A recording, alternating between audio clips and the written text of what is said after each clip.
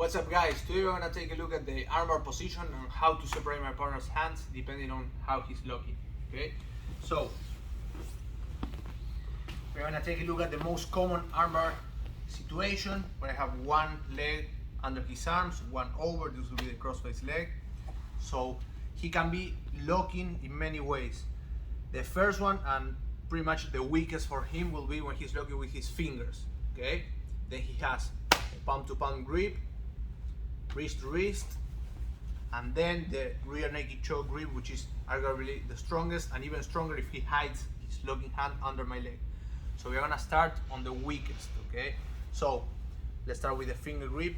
One very common problem I see people doing from the armbar position is trying to separate the arms, pulling straight from here.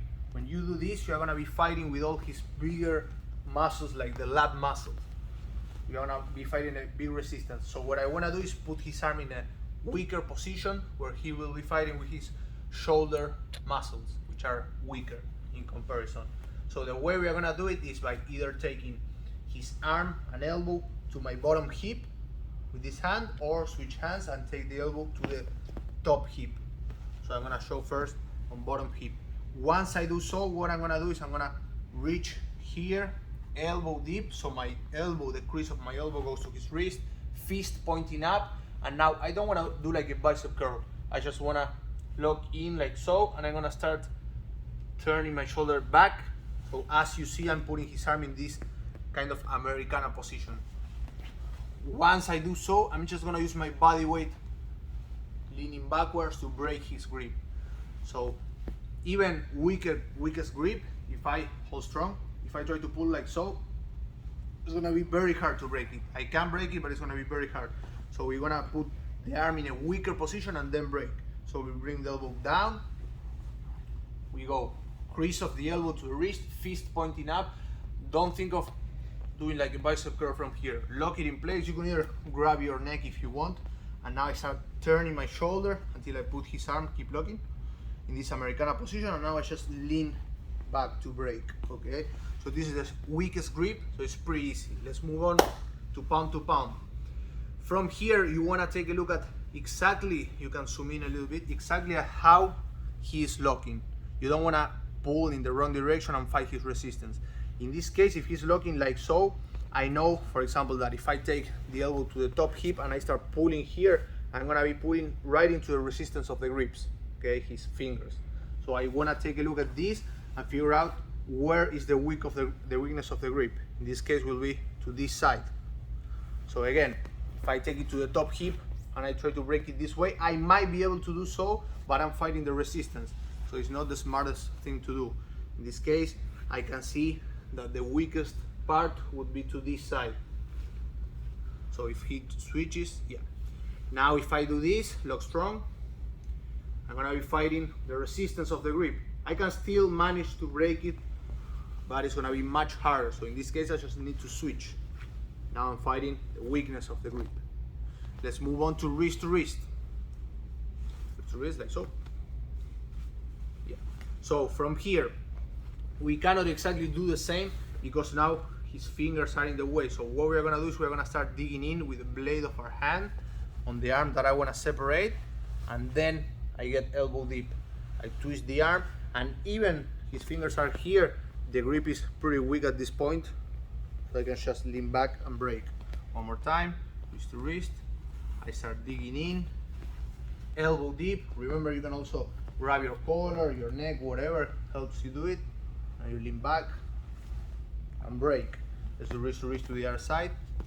On this case, I switch sides and I start digging in here. Elbow deep. Now it's even easier to break and separate. Now let's take a look at the last arm configuration, which will be, yes, rear naked choke grip. Now from here is when I would advise you guys to start paying attention at your leg configuration, and you'll notice that it's better to switch to a different armbar leg configuration. So if I stay with this one, first of all, I don't want to keep this arm, or the arm that is closer to his legs, grabbing here. Why? Because he'll be able to start pushing my leg off his head and start scissoring his legs and coming up into me. And now if I want to try to post my arm, my arm is in the wrong side. I should have a posting arm on this one. So what I need to do to start with, if he's with this configuration, is switch my arms. So now I have a free posting arm. So now if he tries to come up, same thing, I can post my arm. Okay. Now from here I can either get the legs, one, both, or wrap over. Now what this will stop is him trying to come up. Now it's pretty hard for him to come up.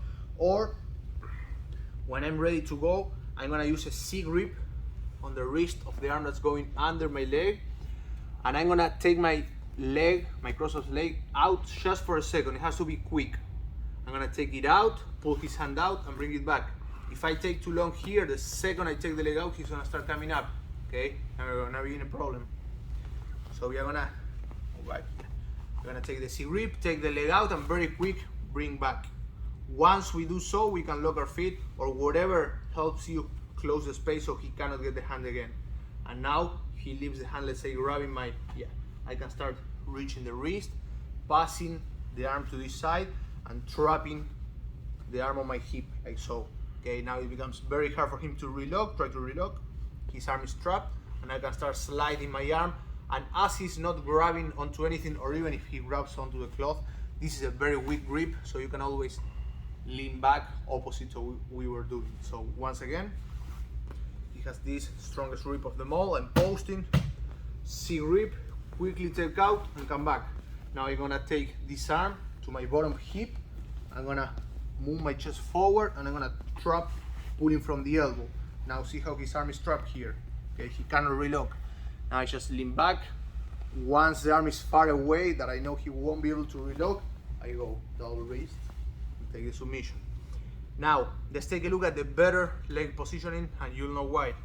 As I said, smart opponent, the second, even if you do it just for half a second, the moment you do this, he's gonna start coming up because there's no crossface leg keeping him down.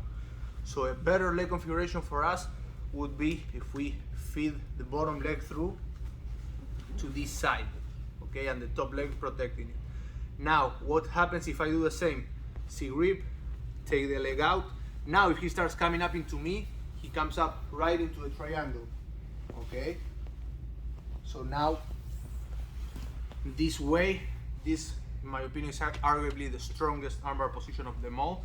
Instead of conventional position, one leg on each side, bottom leg feeds through to this side. Now again, he's grabbing under my hamstring. If I take the leg out and he decides to come up, he comes up right into my triangle. Now once I lock the triangle, I can decide if I want to strangle him or still go for the arm. Okay, so let's go back a little bit, let's say to a palm to palm grip. See how, let's start with the finger grip. See, let's pay attention to this circle. The weaker the grip is, the bigger circle there will be here, the more space for my legs to go through. So start switching palm to palm, wrist to wrist. See how the circle starts getting smaller, and rear naked choke. Okay, so the perfect time for me to feed the leg through is on the previous grips. Okay, yeah, on this stage, see how it's very easy to feed my legs through. It's not that you cannot do it when he has the rear naked choke, but it's gonna be a little bit more difficult. From here, what I would advise you to do, you can post on the leg or grab the pants. If you try to just put the leg through, you're gonna have to be very flexible to be able to do so. So I'm gonna take the arc of my foot on his armpit and I'm gonna start stretching. So from here, as I stretch and push, I might be able to break the grip, and if he doesn't re-grip, I just take the arm. Yeah, what's probably gonna happen is, as long as I break, so go back to the rear naked, yeah. As long as I break, he's gonna re-grip with a weaker grip. But now, this opens up the space for me to feed the leg through, and now we are back in business. From here, elbow to the top hip in this case because of the way he's gripping, and break, or if I feed the leg through and he somehow comes back to the rear naked choke grip, now I know, C grip, if I take the leg out and he comes up right into the triangle. If he doesn't come up, I just take this one out, pass the leg over again, arm to the bottom hip, trap, and take the arm. So one more time, rear naked choke grip. We're gonna be here. If I'm here, even I feel I'm flexible, I will struggle a lot to do this. And even if I do so, I'm leaving a lot of space that he could use to slide the elbow out. Yes, exactly. So we don't want to do that. We're gonna stay as tight as possible. We're gonna step, arc of the foot on the armpit. Now I start pushing. I'm probably gonna break the grip, he'll re-grip. Now I open the space. And now if he keeps this grip, we know how to operate.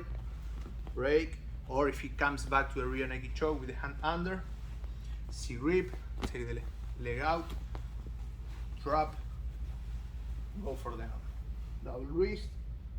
And later on another video I'm gonna show how to apply the proper mechanics to submit. Okay guys, I hope this is helpful. I'm sure if you put time and invest on it, it will definitely be of some help. So hope you enjoyed, and I'll see you on the next video.